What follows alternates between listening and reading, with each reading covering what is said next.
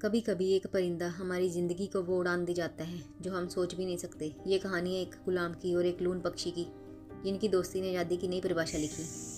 एक शाम जब सूरज पहाड़ियों के पीछे छुप रहा था, जंगल में लकड़ियाँ बिनता तारीफ, एक गुलाम लड़का अचानक रुक गया।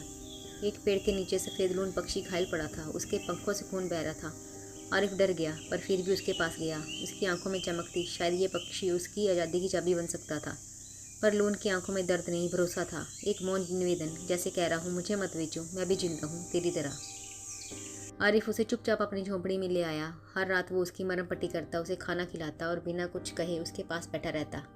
वो अब गुलाम और पक्षी नहीं, दो साथी बन चुके थे। आरिफ की जिंदगी में पहली बार कोई था जिसे वो अपना कह सकता था।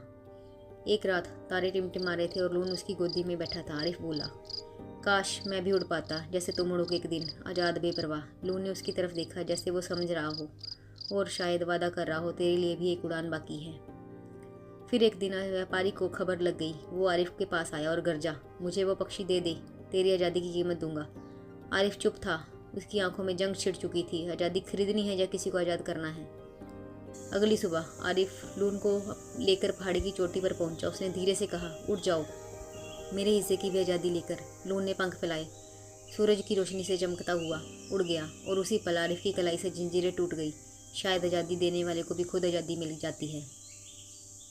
सालों बाद गांव के बच्चे एक बूढ़े बाबा के चारों ओर बैठे हैं। पक्षी वाला बाबा जो कहानियाँ सुनाता है एक उड़ते लून की, और कहता है, जब तुम किसी को उड़ने दो तो खुद भी ऊंचा उठते हो। और कभी कभी आसमान में एक सफ़ेद लून फिर से उड़ता दिखाई देता है, जैसे वो वादा निभा रहा हो, तेरी आज़ादी कभी बेकार नहीं गई। ये कहानी हमें सिखाती है कि जब तुम किसी को उसकी आज़ादी लौटाते हो तो ज़िंदगी तुम्हें वो सम्मान देती है जिसे तुमने कभी मांगा भी नहीं होता।